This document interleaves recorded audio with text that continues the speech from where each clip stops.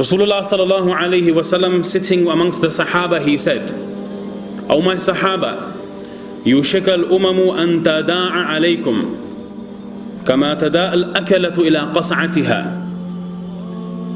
A time will come where how you one another, you call yourselves, call each other to a plate, to a banquet, how people who are consuming food, they call one another. People will call one another to consume this ummah in exactly the same way. Yushik al-umamu an tada'a alaykum. People will call one another against you. Similarly, just as how you people call one another to a plate of food.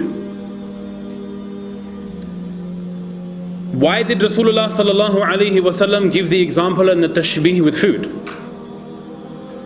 Food is not something that can fight back. Food cannot offer any resistance. Food has not got a choice in what you eat, what you leave. If you half eat something, the food cannot object. If you choose to discard something, the food cannot object. If you want to swallow something in whole, the food cannot object. Every word of Rasulullah sallallahu alaihi wasallam is absolutely amazing. The balaghat and the wisdom and the rhetoric and the profoundness.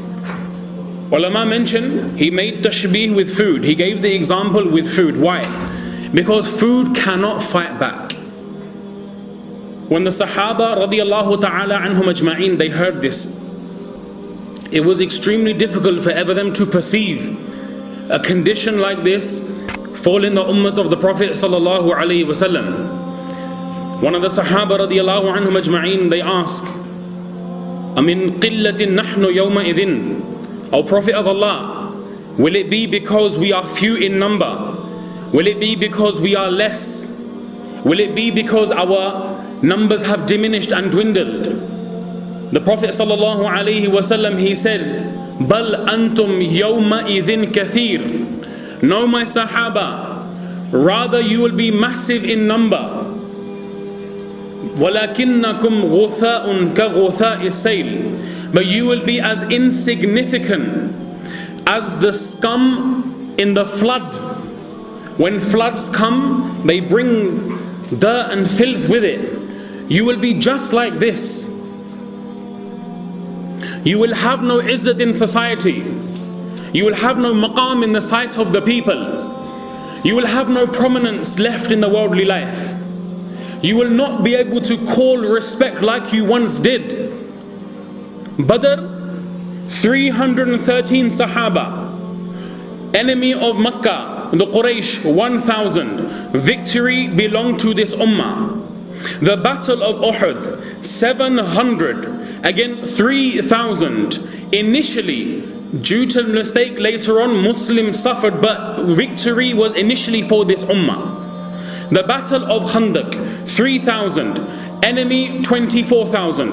Victory belonged to this ummah. The battle of Sham, enemy Muslims 1,000. Enemy of that time 100,000. Victory still belonged to this ummah. The battle of Muta, Muslim 3,000. Enemy Byzantine Qaba'il of Arab 200,000. By the qasam of Allah, victory still belonged to this ummah. Amin qillatin nahnu yawma idhin. Are we going to be less in number? Bal antum yawma idhin kathir. You'll be in multitudes. You'll have many people. You'll be insignificant.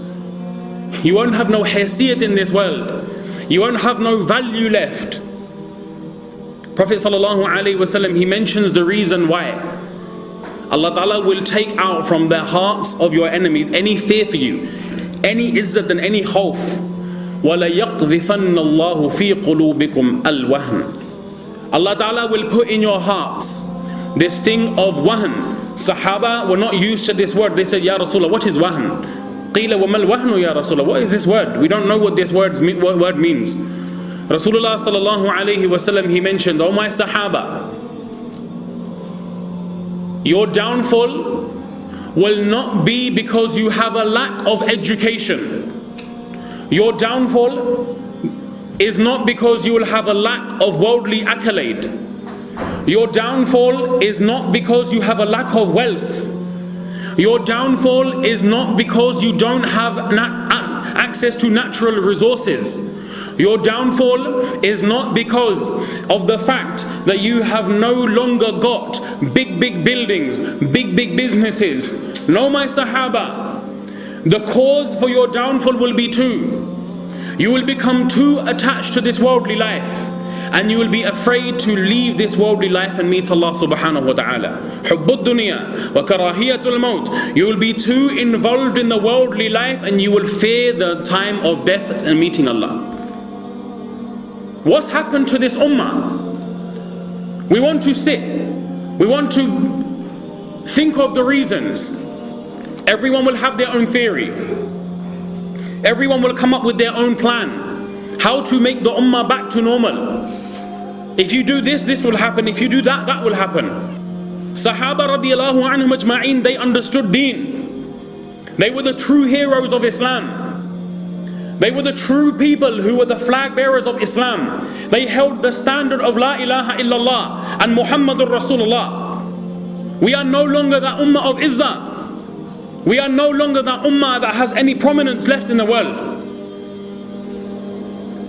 Our downfall will not be a lack of education or weaponry or money or business.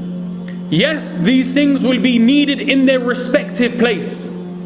But the solution to the problems which we face and to the halat and conditions which we are faced with, Allah's qasam, Allah gave to the Prophet Muhammad sallallahu alaihi wasallam. Whether you live in Cardiff, whether you live in Bradford, whether you live in Birmingham, whether you live in America, whether you live in Canada, South America, Asia, Morocco, Saudi Arabia, North Pole, South Pole, East and West, by the qasam of Allah, that Allah who controls my life in His hands, the solution to our problems and the solution to our halat and conditions, by the qasam of Allah, Allah has kept only and solely in the deen of Allah and nothing else.